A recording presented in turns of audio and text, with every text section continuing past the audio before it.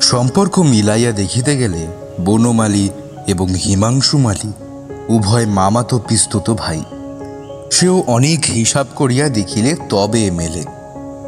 কিন্তু ইহাদের দুই পরিবার বহুকাল হইতে প্রতিবেশী, মাঝে কেবল একটা বাগানের ব্যবধান। সেই জন্য ইহাদের সম্পর্ক নিতান্ত নিকট না হইলেও ঘনিষ্ঠতার অভাব নাই। বনমালী হিমাংশুর চেয়ে অনেক বড়। হিমাংশুর যখন দন্ত এবং বাক্যস্ফূর্তি হয় নাই, তখন বনমালী তাহাকে কোলে করিয়া এই বাগানে সকালে সন্ধ্যায় হাওয়া খাইয়াছে, খেলা করিয়াছে, কান্না থামাইয়াছে, ঘুম পাড়াইয়াছে এবং শিশুর মনোরঞ্জন করিবার জন্য পরিণত বুদ্ধিবয়স্ক লোকদিগকে সবেগে শিরশ্চালন, তারস্বরে প্রলাপ ভাষণ প্রভৃতি যে সকল বয়সানুচিত চাপল্য এবং উৎকট উদ্দাম প্রকাশ করিতে হয়, বনমালী তাহাও করিতে ত্রুটি করে নাই। বনমালী লেখাপড়া বড় একটা কিছু করে নাই। তাহার বাগানের শখ ছিল এবং এই দুঃসম্পর্কের ছোট ভাইটি ছিল।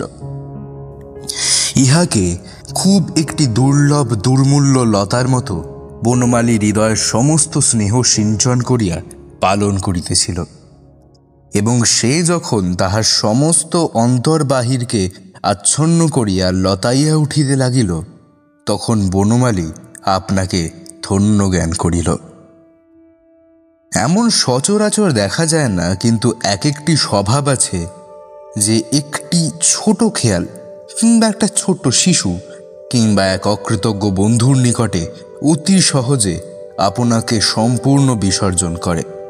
এই বিপুল পৃথিবীতে একটি মাত্র ছোট্ট স্নেহের কারবারে জীবনের সমস্ত মূলধন সমর্পণ করিয়া নিশ্চিন্ত থাকে।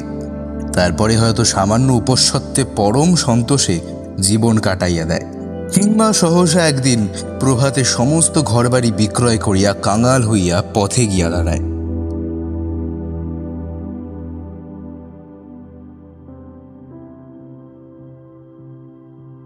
হিমাংশুর বয়স যখন আর একটু বাড়িল, তখন বয়স এবং সম্পর্কের বিস্তর তারতম্য সত্ত্বেও বনমালীর সহিত তাহার জন্য একটা বন্ধুত্বের বন্ধন স্থাপিত হইল। উভয়ের মধ্যে যেন ছোট বড় কিছু রইল না। এইরূপ হইবার একটু কারণও ছিল। হিমাংশু লেখাপড়া করিত এবং স্বভাবতই তাহার জ্ঞান স্পৃহা অত্যন্ত প্রবল ছিল। বই পাইলেই পড়িতে বসিত। তাহাতে অনেক বাজে বই পড়া হইয়াছিল বটে, কিন্তু যেমন করিয়াই হোক চারিদিকে তাহার মনের একটা পরিণতি সাধন হইয়াছিল। বনমালী বিশেষ একটু শ্রদ্ধার সহিত তাহার কথা শুনিত, তাহার পরামর্শ লইত, তাহার সহিত ছোট বড় সকল কথা আলোচনা করিত। কোনো বিষয়ে তাহাকে বালক বলিয়া অগ্রাহ্য করিত না। হৃদয়ের সর্বপ্রথম স্নেহরস দিয়া যাহাকে মানুষ করা গিয়াছে, বয়সকালে যদি সে বুদ্ধি, জ্ঞান এবং উন্নত স্বভাবের জন্য শ্রদ্ধার অধিকারী হয়, তবে তাহার মতো এমন পরম প্রিয় বস্তু পৃথিবীতে আর পাওয়া যায় না। বাগানের শখও হিমাংশুর ছিল, কিন্তু এ বিষয়ে দুই বন্ধুর মধ্যে প্রভেদ ছিল। বনমালীর ছিল হৃদয়ের শখ, হিমাংশুর ছিল বুদ্ধির শখ। পৃথিবীর এই কোমল গাছপালাগুলি, এই অচেতন জীবন রাশি, যাহারা যত্নের কোনো লালসা রাখে না, অথচ যত্ন পাইলে ঘরের ছেলেগুলোর মতন বাড়িয়া ওঠে, যাহারা মানুষের শিশুর চেয়েও শিশু, যাহাদিগকে সযত্নে মানুষ করিয়া তুলিবার জন্য বনমালীর একটা স্বাভাবিক প্রবৃত্তি ছিল। কিন্তু হিমাংশুর গাছপালার প্রতি একটা কৌতূহল দুটি ছিল। অঙ্কুর গজাইয়া ওঠে, কিশলয় দেখা দেয়, কুঁড়ি ধরে, ফুল ফুটিয়া ওঠে, ইহাতে তাহার একান্ত মনোযোগ আকর্ষণ করিত। গাছের বীজ বপন, কলম ধরা, সার দেওয়া, চানকা তৈয়ারি প্রভৃতি সম্বন্ধে হিমাংশুর মাথায় বিবিধ পরামর্শের উদয় হইত এবং বনমালী অত্যন্ত আনন্দের সহিত তাহা গ্রহণ করিত। এই উদ্যানখণ্ডটুকু লইয়া আকৃতি প্রকৃতি যত প্রকার সংযোগ বিয়োগ সম্ভব, তাহা উভয় মিলিয়া সাধন করিত।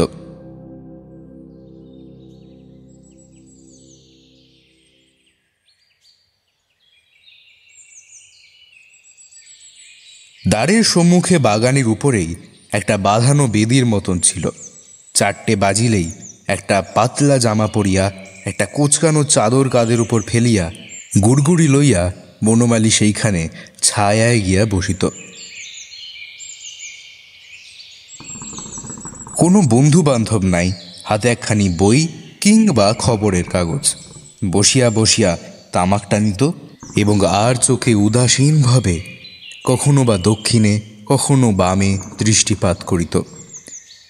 এমনি করিয়া সময় তাহার গুড়গুড়ির বাষ্পকুণ্ডলীর মতো ধীরে ধীরে অত্যন্ত লঘুভাবে উড়িয়া যাইত, ভাঙিয়া যাইত, মিলাইয়া যাইত, কোথাও কোনো চিহ্ন রাখিত না। অবশেষে যখন হিমাংশু স্কুল হইতে ফিরিয়া জল খাইয়া হাত মুখ ধুইয়া দেখা দিত, তখন তাড়াতাড়ি গুড়গুড়ির নল ফেলিয়া বনমালী উঠিয়া পড়িত। তখনই তাহার আগ্রহ দেখিয়া বোঝা যাইত এতক্ষণ ধৈর্য সহকারে সে কাহার প্রত্যাশায় বসিয়াছিল। তাহার পরে দুইজনে বাগানে বেড়াইতে বেড়াইতে কথা। অন্ধকার হইয়া আসিলে দুইজনে বেঞ্চের ওপর বসিত। দক্ষিণের বাতাস গাছের পাতা মর্মরিত করিয়া বহিয়া যাইত, কোনোদিন বা বাতাস বহিত না। গাছপালাগুলি ছবির মতন স্থির দাঁড়াইয়া রহিত, মাথার উপর আকাশ ভরিয়া তারাগুলি জ্বলিতে থাকিত। হিমাংশু কথা কহিত, বনমালী চুপ করিয়া শুনিত। যাহা বুঝিত না তাহাও তাহার ভালো লাগিত। যে সকল কথা আর কাহারও নিকট হইতে অত্যন্ত বিরক্তিজনক লাগিতে পারিত, সেই কথাই হিমাংশুর মুখে বড় কৌতুকের মনে হইত। এমন শ্রদ্ধাবান বয়স্ক শ্রোতা পাইয়া হিমাংশুর বক্তৃতা শক্তি, স্মৃতিশক্তি, কল্পনা শক্তি সবিশেষ পরিতৃপ্তি লাভ হইত। সে কতক বা পড়িয়া বলিত, কতক বা ডাকিয়া বলিত, কতক বা উপস্থিত মতো তাহার মাথায় জগাইত এবং অনেক সময় কল্পনার সহায়তায় জ্ঞানের অভাব ঢাকা দিয়া লইত। অনেক ঠিক কথা বলিত, অনেক বেঠিক কথাও বলিত, কিন্তু বনমালী গভীরভাবে শুনিত। মাঝে মাঝে দুটো একটা কথা বলিত। হিমাংশু তাহার প্রতিবাদ করিয়া যাহা বুঝাইত তাহাই বুঝিত এবং তাহার পরদিন ছায়ায় বসিয়া গুড়গুড়ি টানিতে টানিতে সেই সকল কথা অনেকক্ষণ ধরিয়া বিস্ময়ের সহিত চিন্তা করিত।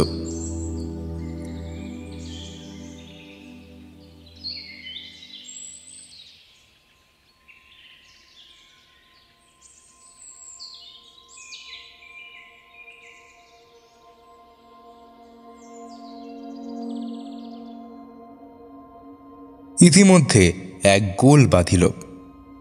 বনমালীদের বাগান এবং হিমাংশুদের বাড়ির মাঝখানে জল যাইবার একটা নালা আছে। সেই নালার এক জায়গায় একটি পাতি নেবুর গাছ জন্মাইয়াছে। সেই গাছ যখন ফল ধরে তখন বনমালীদের চাকর তাহা পাড়িতে চেষ্টা করে এবং হিমাংশুদের চাকর তাহা নিবারণ করে, এবং উভয় পক্ষে যে গালাগালি বর্ষিত হয় তাহাতে যদি কিছুমাত্র বস্তু থাকিত তাহা হইলে সমস্ত নালা ফরাট হইয়া যাইত। মাঝে হইতে বনমালীর বাপ হরচন্দ্র এবং হিমাংশুর বাপ গোকুলচন্দ্রের মধ্যে তাহা লইয়া ঘোর বিবাদ বাঁধিয়া গেল। দুই পক্ষ নালার দখল লইয়া আদালতে হাজির। উকিল ব্যারিস্টারদের মধ্যে যতগুলি মহারথী ছিল সকলেই অন্যতর পক্ষ অবলম্বন করিয়া সুদীর্ঘ বাক্যযুদ্ধ আরম্ভ করিয়া দিল। উভয় পক্ষের যে টাকাটা খরচ হইয়া গেল, ভাদ্রের প্লাবনেও উক্ত নালা দিয়া এত জল কখনো বহে নাই। শেষকালে হরচন্দ্রের জিত হইল। প্রমাণ হইয়া গেল নালা তাহারই এবং পাতি নেবুতে আর কাহারও কোনো অধিকার নাই। আপিল হইল, কিন্তু নালা এবং পাতি নেবু হরচন্দ্রেরই রইল। যতদিন মোকদ্দমা চলিতেছিল দুই ভাইয়ের বন্ধুত্বের কোনো ব্যাঘাত ঘটে নাই। এমনকি পাছে বিবাদে ছায়া পরস্পরকে স্পর্শ করে এই আশঙ্কায় কাতর হইয়া বনমালী দ্বিগুণ ঘনিষ্ঠভাবে হিমাংশুকে হৃদয়ের কাছে আবদ্ধ করিয়া রাখিতে চেষ্টা করিত, এবং হিমাংশুও লেশমাত্র বিমুখ ভাব প্রকাশ করিত না। যেদিন আদালতে হরচন্দ্রের জিত হইল সেদিন বাড়িতে, বিশেষত অন্তঃপুরে, পরম উল্লাস পড়িয়া গেল। কেবল বনমালীর চক্ষে ঘুম রহিল না।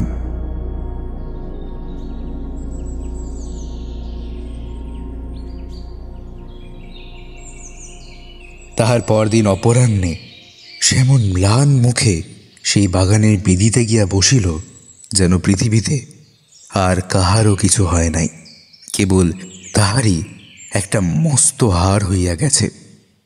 সেদিন সময় উত্তীর্ণ হইয়া গেল, 6টা বাজিয়া গেল, কিন্তু হিমাংশু আসিল না। বনমালী একটা গম্ভীর দীর্ঘ নিঃশ্বাস ফেলিয়া হিমাংশুদের বাড়ির দিকে চাহিয়া দেখিল। খোলা জানলার ভিতর দিয়া দেখিতে পাইল আলনার উপরে হিমাংশুর স্কুলের ছাড়া কাপড় ঝুলিতেছে। অনেকগুলি চিরপরিচিত লক্ষণ মিলাইয়া দেখিল হিমাংশু বাড়িতে আছে। গুড়গুড়ির নল ফেলিয়া দিয়া বিষণ্ণ মুখে বেড়াইতে লাগিল এবং সহস্রবার বাতায়নের দিকে চাহিল, কিন্তু হিমাংশু বাগানে আসিল না। সন্ধ্যার আলো জ্বলিলে বনমালী ধীরে ধীরে হিমাংশুর বাড়িতে গেল। গোকুলচন্দ্র দ্বারের কাছে বসিয়া তপ্ত দেহে হাওয়া লাগাইতেছিলেন। তিনি বলিলেন, কেও? বনমালী চমকিয়া উঠিল, যেন সে চুরি করিতে আসিয়া ধরা পড়িয়াছে। কম্পিত কণ্ঠে বলিল, মামা, আমি। মামা বলিলেন, কাহাকে খুঁজিতে আসিয়াছ? বাড়িতে কেউ নাই। বনমালী আবার বাগানে ফিরিয়া আসিয়া চুপ করিয়া বসিল। যত রাত হইতে লাগিল দেখিল হিমাংশুদের বাড়ির জানলাগুলি একে একে বন্ধ হইয়া গেল। দরজার ফাঁক দিয়া যে দীপালোক রেখা দেখা যাইতেছিল তাহাও ক্রমে ক্রমে অনেকগুলি নিভিয়া গেল।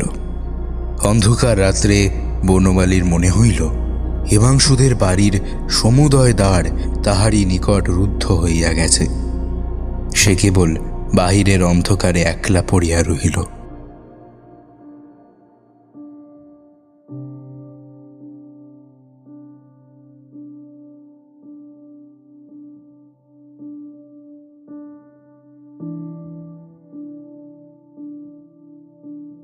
আবার তাহার পরদিন বাগানে আসিয়া বসিল।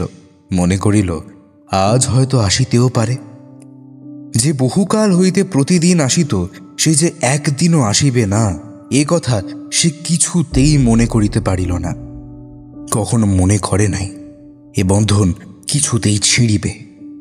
এমন নিশ্চিন্ত মনে থাকিত যে জীবনের সমস্ত সুখ দুঃখ কখন সে বন্ধনে ধরা দিয়াছে তাহা সে জানিতেও পারে নাই।